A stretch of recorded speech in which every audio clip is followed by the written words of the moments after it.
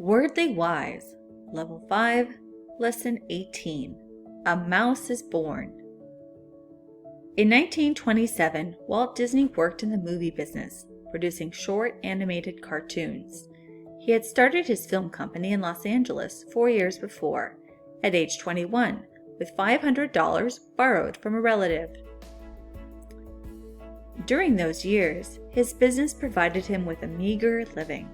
He'd worked hard on his films, struggling to pay the debt. His cartoons had a character called Oswald, the Lucky Rabbit. A film distributor in New York bought his films and rented them to movie houses. The distributor made a big profit if a film was successful.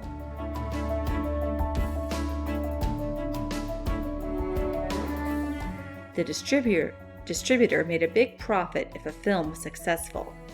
Disney, however, was paid a fixed amount for each movie. He got no share of the profits. He was paid a fixed amount for each. He was given no share of the profits. When the contract with the distributor ended, Disney went to New York with his wife Lily to negotiate a better deal. At the meeting, the distributor not only declined Disney's proposals, but also told the filmmaker he would reduce payments he was making for each cartoon. He knew Disney had no money to pay lawyers to fight him in court. Even worse, the distributor boasted he had hired Disney's artist to draw future Oswald movies. Disney was bitter that the distributor had betrayed him, but there was nothing he could do. He vowed never to sell another movie.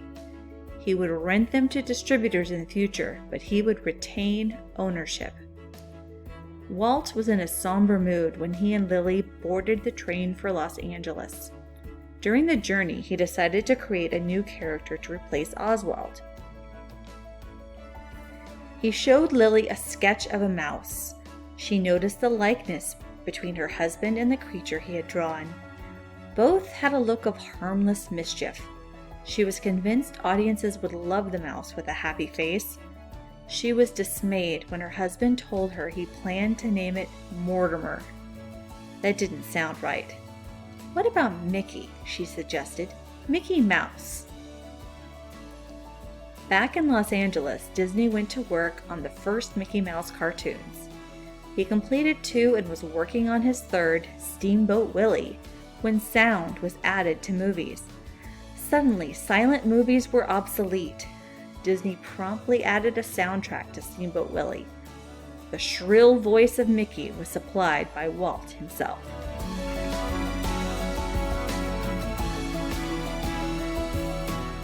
The movie opened in New York in September 1928. It was a sensation. Audiences roared with laughter at Mickey's hilarious adventures. Subsequent movies starring the lovable mouse were successful at the box office. In 3 years, Walt Disney's company was worth hundreds of thousands of dollars, and Mickey Mouse was famous.